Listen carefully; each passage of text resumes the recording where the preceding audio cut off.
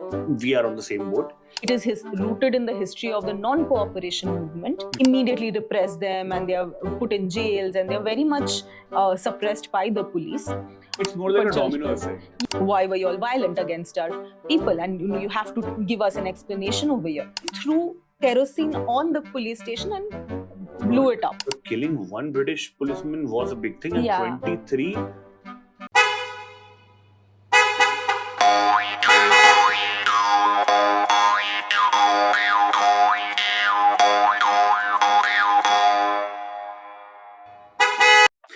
Hello, and hello. Today is 2nd October. You are watching the Indian Express. I'm Abir Lahiri. With me is Chauri Chaura. Very happy International Day of Non-Violence. It is also Mahatma Gandhi's birthday. Today we'll be talking obviously about him, but about a specific incident. This is about Chauri Chaura. For a lot of people who don't know what Chauri Chaura is, we are on the same boat. Let's understand from somebody who knows a lot about Chauri Chaura. Like, we have certainly read it in our school civics book, history books. What exactly, sorry, not civics, history books. What exactly happened there? We just know the brief about it. But what is the story behind this? How come it affected the non-cooperation movement? What impact did it create on Mahatma Gandhi's life and the entire national movement as a whole? Let's start. What exactly is the Chauri Chaura? Okay, so Chauri Chaura is a village in UP near Gorakhpur. Okay. Why this incident? It has a history. कि ये incident यहाँ पे क्यों हुआ? It is rooted in the history of the non-cooperation movement that was started by Mahatma Gandhi in September 1920. तो September 1920 में क्या होता है कि Mahatma Gandhi he is able to push through this program in this committee of in a special session of the Congress. He pushes through a program of non-cooperation, and basically this program meant that people will surrender their government titles, boycott schools, they will boycott courts, council, all kinds of every way. Just don't cooperate with them. Don't cooperate with them. And Gandhi's idea was that by doing this in a peaceful way, in a non-violent way, we will be able to get Swaraj within a year of. So we are talking 1920, and Gandhi's whole idea was, if we do this non-cooperation movement effectively, properly, in a disciplined manner for 1 year, we will get Swaraj, ek saal ke baad. Now, once he gave out this call of non-cooperation, he was also very much clear on the fact that this has to be done in a disciplined way. It can't be a mob going crazy and violent. So he also issued a 20-point program saying that these are the pointers we have to follow. We have to do it properly. And we see by 1921, that is a year after, by the winter of 1921, you have a lot of volunteers who come from all over the country who want to become a part of the non-cooperation movement. People are very enthusiastic about it. Now, this Chauri Chaura incident, it happens on February 4th, 1922, which is more than a year, like about 1.5 years, after the movement takes off. What basically happens over here is that there is a village called Chotki Dumri, which is about 1 mile away from Chauri Chaura village. And here, these thousands of volunteers who had turned up, I just told you about, there are a few volunteers who assemble over here, and the British police is very, they have this brutal suppression of their protest. They sort of immediately repress them, and they are put in jails, and they are very much suppressed by the police.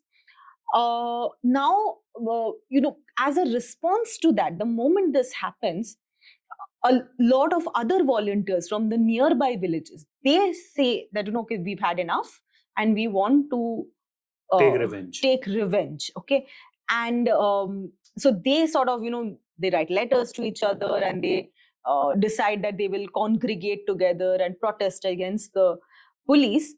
So on 4th of February, when this incident happens, these volunteers who want to take revenge, they came together in Chotki Dumri, where the previous incident happened, and they decided to march to Chauri Chaura.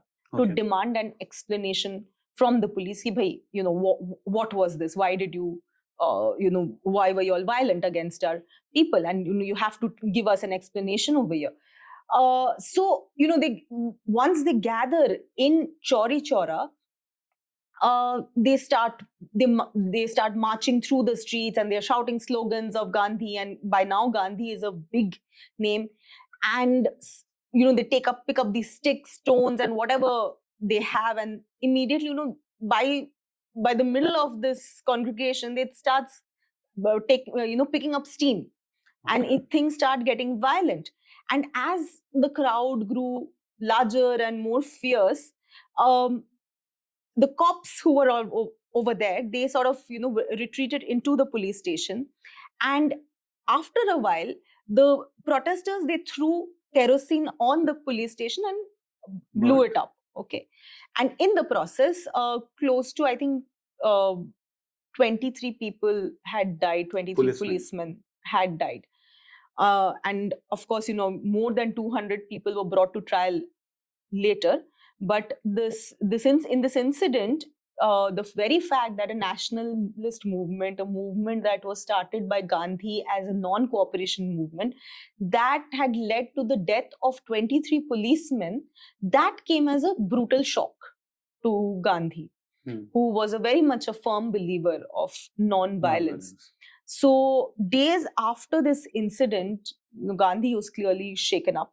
He holds a meeting with the Congress committee, and he asks that should we, revoke the movement given that it's turning so violent. And majority of the people in the Congress committee, they say no. This one-off incident cannot be the reason why we revoke a movement that has been going on for more than a year, and we have a lot of expectations from it.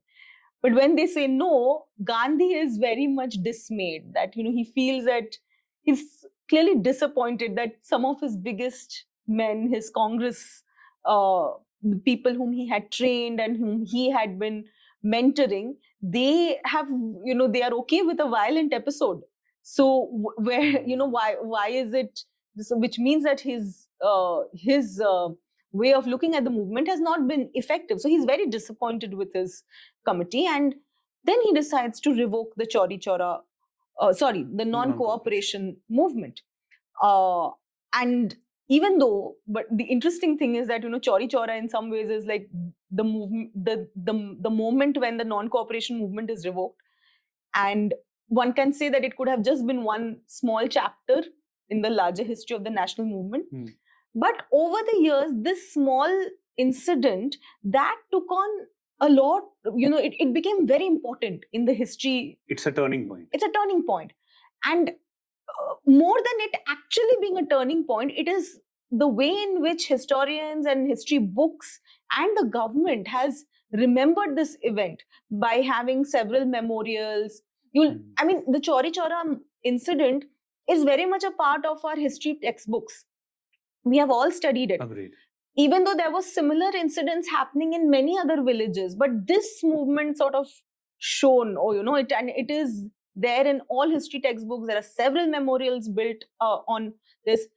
3 years back, when there were the centenary celebrations of Chauri Chaura, the current government, they commemorated with a lot of events, and the Prime Minister, he had a video conferencing and announcing that we'll celebrate the Chauri Chaura movement. So it's very interesting that Gandhi dismissed this movement, and he was very upset about it. He in fact went on a 5-day strike, a fast, to protest against whatever happened in Chauri Chaura. But in the post-colonial government, in post-independent India, we have remembered this incident with a lot of fervor. You mentioned just a couple of minutes back that there were many other incidents also, like of violence. That this was a sole incident. Why do you think this picked up this kind of a momentum which no other incident picked up? Because of 23 British policemen getting killed? That of course. But I'm sure, I'm not sure if in the other incidents nobody would have gotten killed or may not. I'm not sure because of the way even I have studied history. Agreed. Okay, because Chauri Chaura is what is really most important. But I must say that even when I was reading about Chauri Chaura to write my article on it, I came across this fact that for Gandhi also, this was, you know, this was a series of events that had happened before this. Like Okay. there was an incidence of violence in Ahmedabad. Then there was one in Bombay just before Chauri Chaura happened, where a lot of people were protesting against the Prince of Wales' visit. And that had turned pretty violent. And in these incidents, he had pretty much kept quiet. But this was also like, you know, pani sar se bahar. It's more like a Punch domino per. effect. Yeah. So by Chauri Chaura, he reaches this point that, okay, we've had it enough. So that might be one of the reasons. But I do feel, as you said, the fact that 23 British policemen were killed, that became a very big thing. Especially given the fact that, you know, the Indian nationalist movement has always prided itself in being a non-violent movement. So even when I had spoken to historian Mridula Mukherjee while writing this article, and she had told me this, that even today, despite the fact that Chauri Chaura is commemorated with a lot of fervor, even today, a lot of historians would not be very comfortable about Chauri Chaura, because nobody wants to, you know, the Indian nationalist movement being a violent one is not an image of history that we ourselves like to believe in. World over, the image of Gandhi as a peacemaker, and which is exactly why it's International Day of Non-Violence today. So the image of Gandhi has always been one of a peaceful leader, someone who you know, ensured that we bring independence, we become an independent country through non-violent, through peaceful means. In that sense, Chauri Chaura has sort of stuck out as a sore thumb. And I guess back then, assaulting or killing one British policeman was a big thing, and 23, of course, it was a bomb. It was a big thing. On that note, I guess happy 2nd October, happy Gandhi Jayanti, and thank you for watching this podcast, Fast and Curious. You're watching the Indian Express. I'm Abhi Lahiri. That was Chauri Chaura. Thank you.